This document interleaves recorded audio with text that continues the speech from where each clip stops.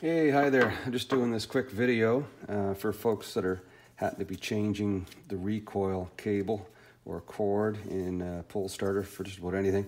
It was driving me nuts because I was seeing people on YouTube do a couple of things. If the cord didn't break, then obviously they could pull the pull cord out all the way, and then wherever this recoil ends up, they can just jam it so that it doesn't unwind, and then put the new cable in and Bob's your uncle, so to speak.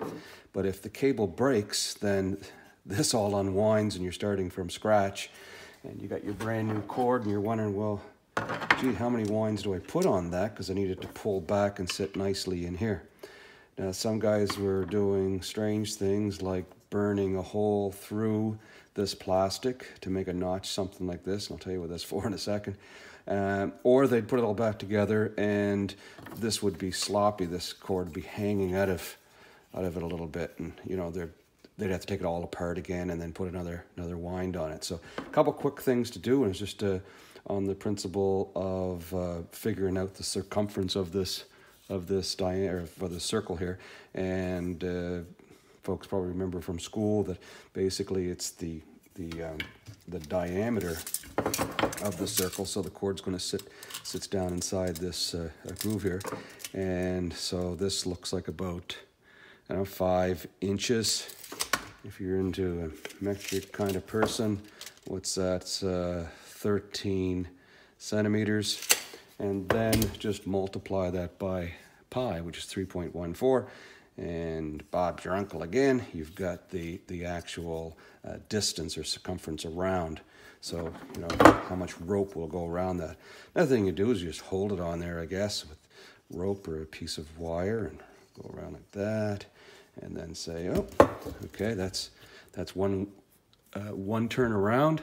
So then, if that's one turn around, then there's going to be 2, 3, and a bit, and I can't go a bit. I have to go at least one rotation, so that's going to work out to be, let's say, 4. Pretty easy, right?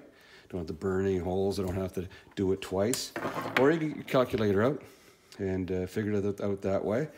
Certainly our ancestors, what they used to do is when they were making round boxes and had to do wraps around the outside, they would just say, well, it's essentially 3 times the diameter and a little bit. So they used to say it's 3 times plus your thumb in order to get the appropriate distance.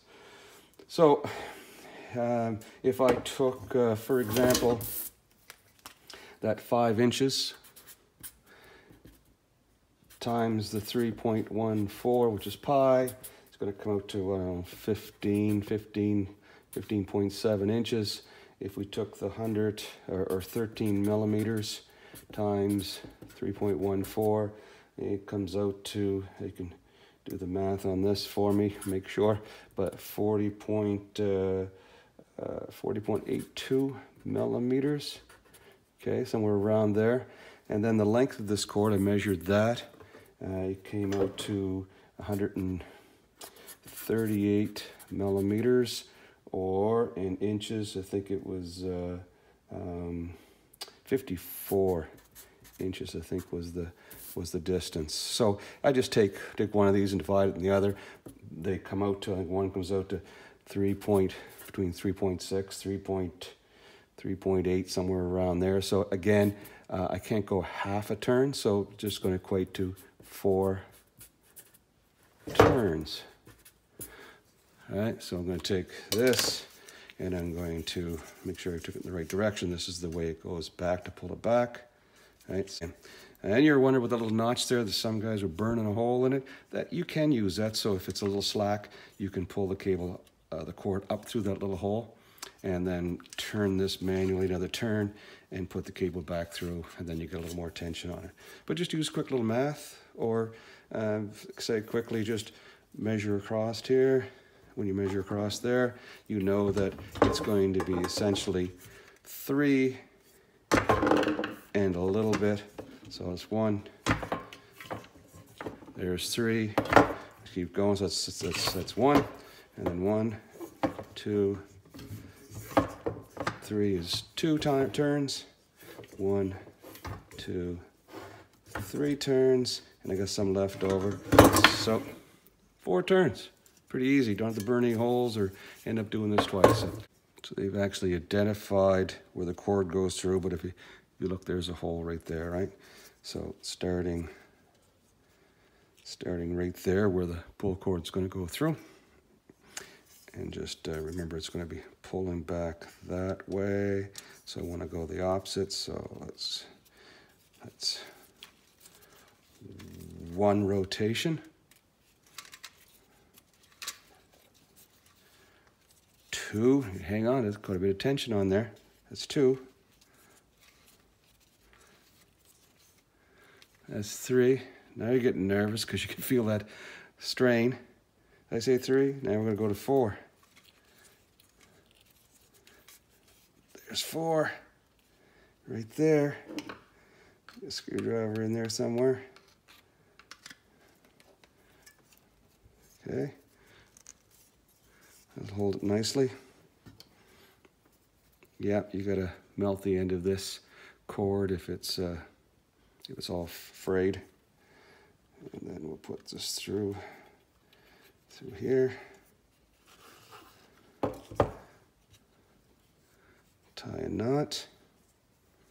These are fancy knots in there. Should go back and look at it. Some people were doing a little out this way and then back through. I don't know if I need to get that fancy or not. Let's just put a regular knot in there and see what happens. Maybe the folks that do rigging and whatnot can comment on the best way to do that knot, but I'm just going to put that one on there. Okay.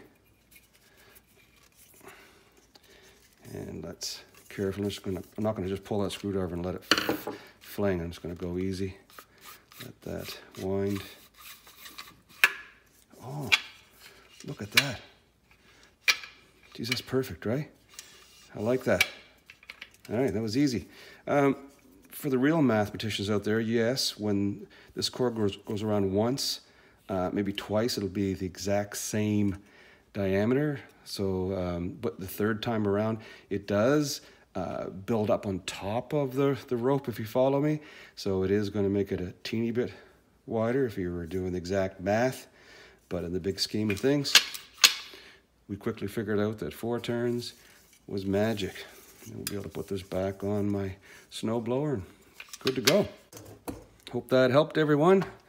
You can use math or not do math. You can do it a manual method, but it's way better than trying to do it twice. All right. Thanks very much. Don't forget to like, subscribe, share. Peace out.